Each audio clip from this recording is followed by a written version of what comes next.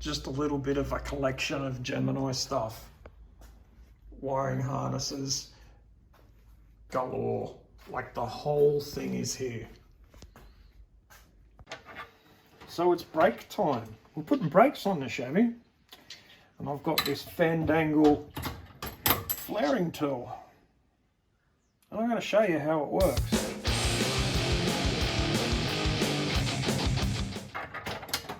I've got these dies here that go in. I'm going to make sure I put them around the right side because it can do all sorts of flares.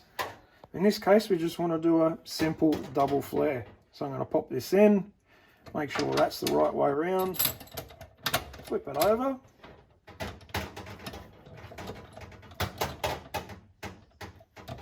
And I'm just going to, that's not very tight, it's just really simple, really loose. I'm going to push this in, and what that's going to do is give us the correct starting point. That's got a flat face. So that's operation 1. We've got that in the right spot. I'm going to tighten this up. You'll notice I'm still using my left hand. My hand is still sore. We're going to turn this to operation 1, and we're doing 3/16. Brake pipe. So we've got to use that one there. And I'll do that one. That's 1. Second operation to do our double flare is operation 2. And we'll do that one too. I might want to add, before you start flaring any pipes, you've got to make sure you put the nut on. I'm sure we've all done that and forgotten to put that on. Doesn't that make everything hairy, scary? All right, undo that, pull that out, pull the die out, and we've got a beautiful double flare. That'll come up into there and seal it on the brake line.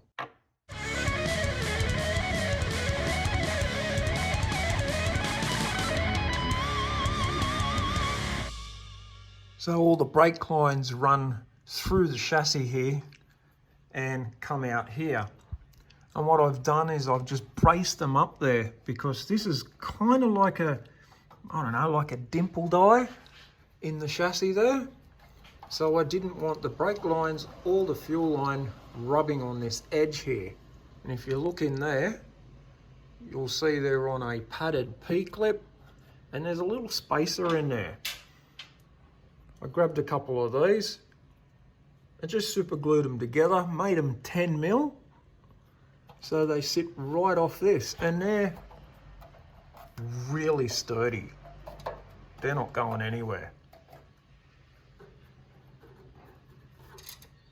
And this needs a little bracket on it yet, but that's not going to move either once that's bracketed. And as I'm making these brake lines, I also had to make a little adjustment to my front radiator support there. Just put a little tab on here so I could put a bracket on here.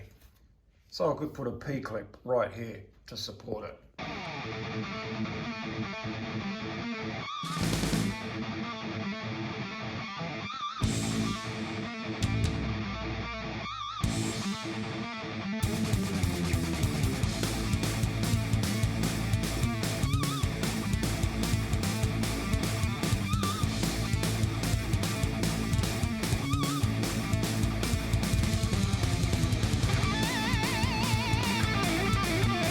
Also, check out this brand new hydraulic line I got here.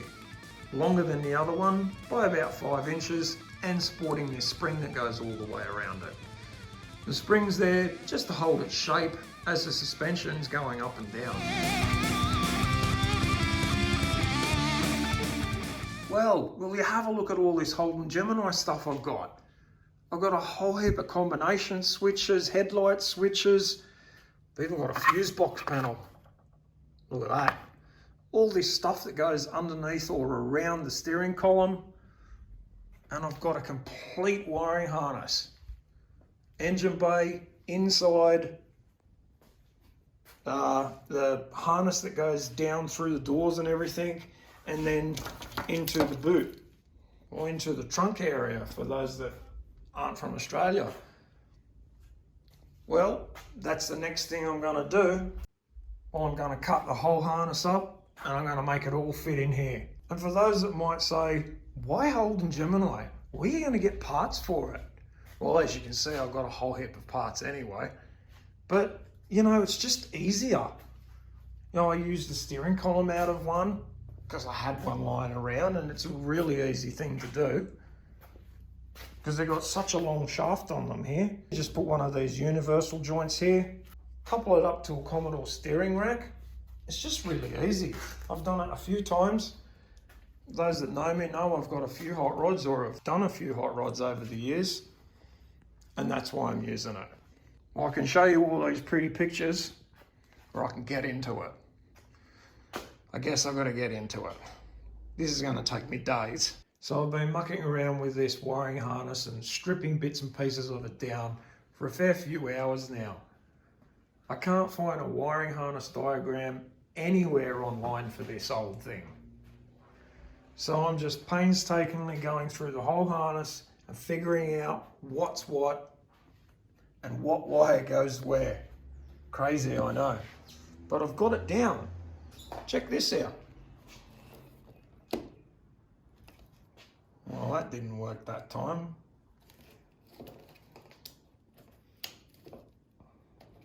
Why didn't that work?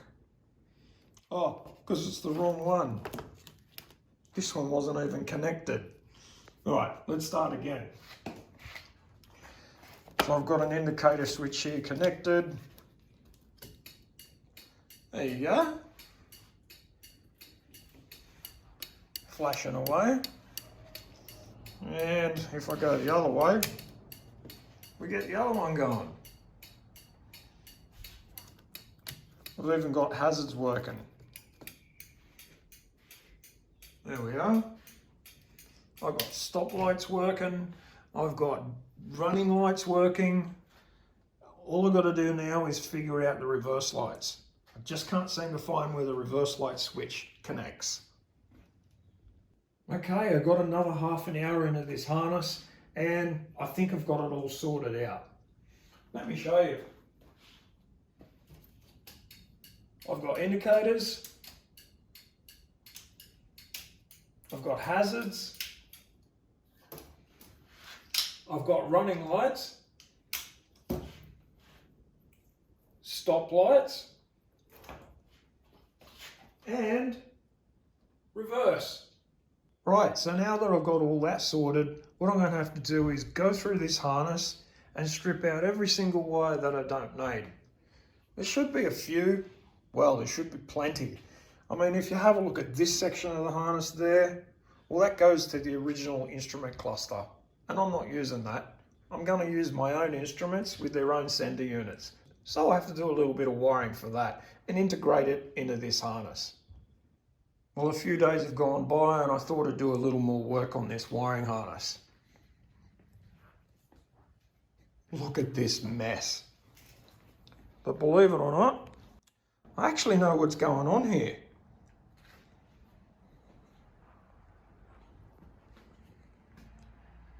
I'm just fishing out wires that I don't need and I'm making it into something that I can tape up and basically use.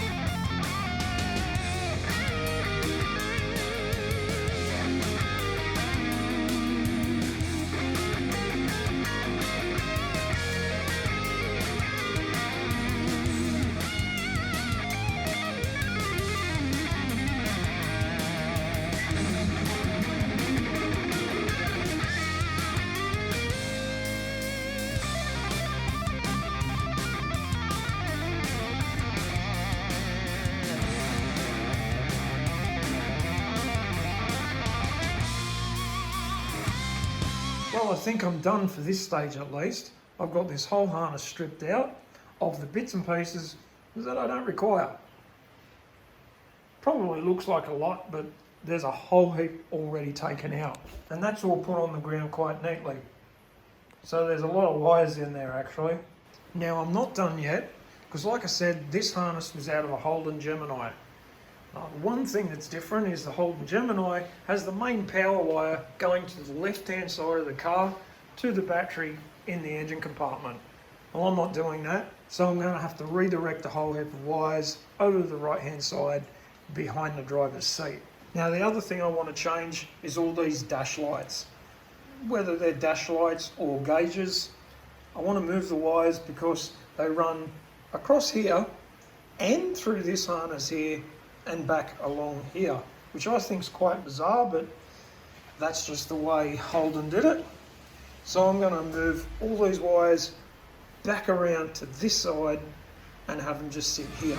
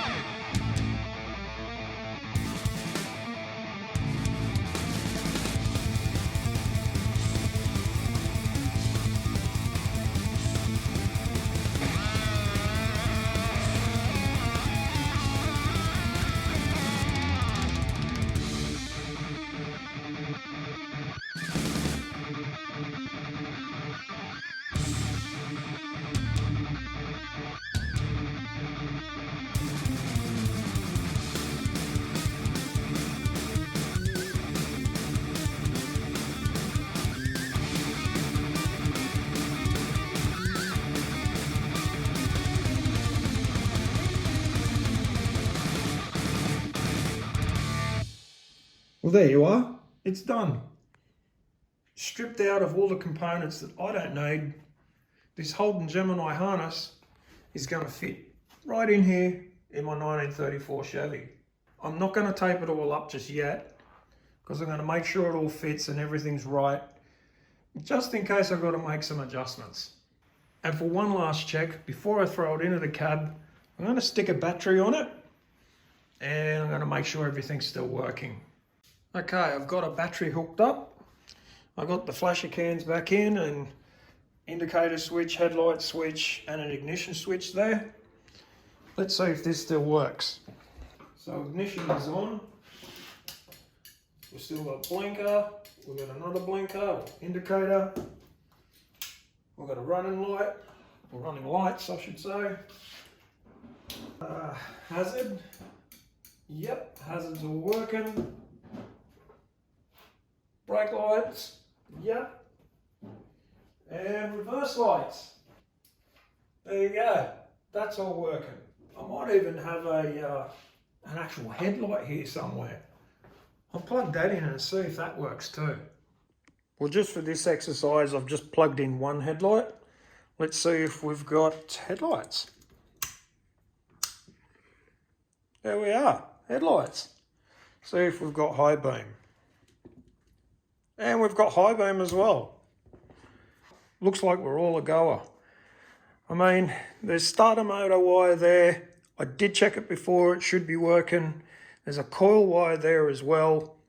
I might run my own coil wire and I'll definitely run my own taco wire. So I think we're done. I'll pack all this stuff away. Then I'll see what it looks like in the Chevy.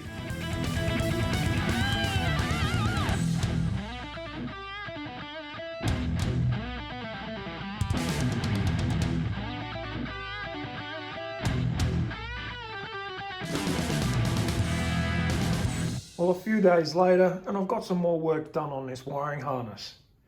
I've put in a row of relays here. They'll go up under here, made a nice little bracket there. That'll mount underneath the dash.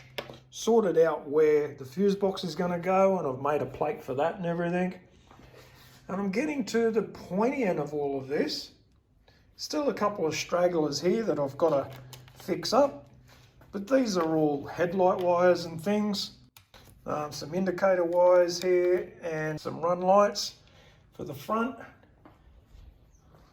Got all the inhibitor switch section just done now. I'm going to finish that off. And I've even got this long bit of wiring here. That'll run from the dash there, down through the floor, and to the back of the truck there. We've also got all the wires that run to the front of the car on the left-hand side for the headlights and indicators and things like that. Again, there's a few little things I've got to tidy up just down here, but the majority of this is finally all done. I have to say, when I was younger, I used to do a few of these, and I could easily knock over these in a day. You know, spending a few hours one day and then the next day, and it'd be done, ready to go in the car, no matter what I was doing. And people that know me know a lot of the cars that I've done, and I've done some pretty tricky ones as well that required integrating different harnesses into different cars, or two different harnesses into the same car to make it work. But I am getting there, and I'm definitely at the pointy end now. What I've got to do now is get it back in the ute, make sure it fits right, pull it back out again, and then tape it all up to make it look like a normal wiring harness. Something you just see in a normal modern day car. Well, I've just installed the harness into the ute and everything seems to be fine. All my lengths are right. I mean, I've just pulled this part out. That goes over to the left-hand side there. But all my right-hand side seems to be fine. And I just got to tidy up another couple of loose ends here with the turn signals. But this is going to be right to tape up. And, well, at least the front half of the harness will be done. Well, I've taken the harness out of the ute again, and I've taped it all up. And for all intents and purposes, this thing's ready to go in and stay in. I still got to terminate some things here for the inhibitor switch, terminate some things here for the right-hand side of the headlights, and also terminate this side for the left-hand side of the headlights, and indicators and things like that. So I'll get this in and get it all bracketed up, and it's there to stay. So I've been busy. I've got this wiring harness into the cab here, and there it is there. Now, it doesn't look like the big mess you saw on the table anymore. All neatly put in. I've got a headlight connector here, and this is for the gauge set that'll go here. Just I'll have one connector, make the whole thing, plug it all in. Got a few little 12 volt wires that I've just left in the system here, or a wiring harness here. So if I ever need something later down the track, I can just access one of these. Got a fuse panel up underneath here, and I've got a row of relay bank under here as well.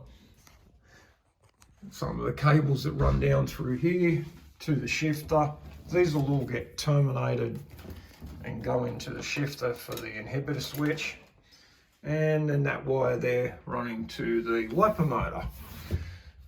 Now, another tricky thing I've done, don't know if I mentioned it earlier, but I've got it, but I've managed to wire it into the combination switch here, which I have to say I'm pretty proud of that, because I had to do some rewiring of the switch, and I had to reverse the polarity within the switch as well, and then isolate it from the column here so that it wouldn't ground out.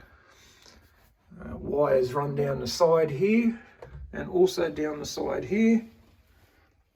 That'll all get filled in at a later date, and have the wires running through the cab, down the sides here,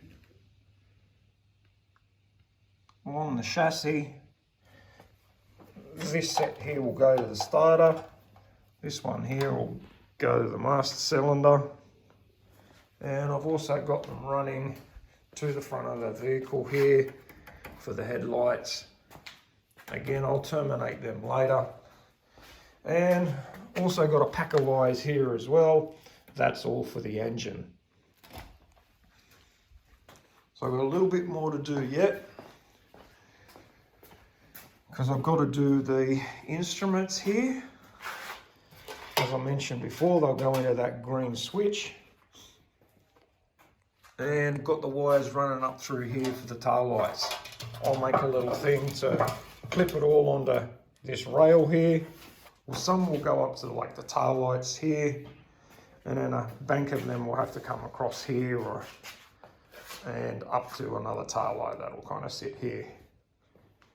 I've got to run through the positive wire through the chassis as well to the battery that'll kind of sit around about here. I'm not really sure yet. Might even just sit in the tray yet.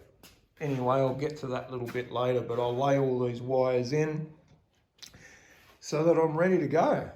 Well, I've got all my gauges in there. You know, you've seen them in an episode once before, so I'm not going to turn that dash around. But what I've got to do now, I've even put the headlight switch in. That's pretty cool. Drilled the hole, fixed it all up, made sure it fit, dummy fitted in the car, all that nonsense. But what I've got to do now is make another harness to go in the back of the gauges here, and then this will fit straight into the harness that's in the ute, or truck, or car, whatever I keep calling it. Rightio, it's another day, and well, I've got the back of all these gauges wired up. Looks like a little bit of a mess here, but I started taping it up and I didn't like it, so I just used a whole heap of zip ties and zip tied it up. That way I can get to it later if I need to. I mean, I'm pretty confident I've got everything right here, but it just allows me to get into it, and it also allows more movement in the harness there for when that gets plugged in and needs to move around, and so all those wires there can move around and sit where they need to sit once it's all bolted together. Also left these a bit long here. I've put a 3 amp fuse into the tachometer here, and that'll just allow for anything, you know, going wrong. That's got a fast burning glass 3AG fuse in it, so that'll be fine there. Done the right thing. It is, the guideline says 1 amp, but I struggled to find a 1 amp. I could find a 1.5, but they didn't have them in stock, so I just put a 3 amp one in there. I'm sure it'll be fine.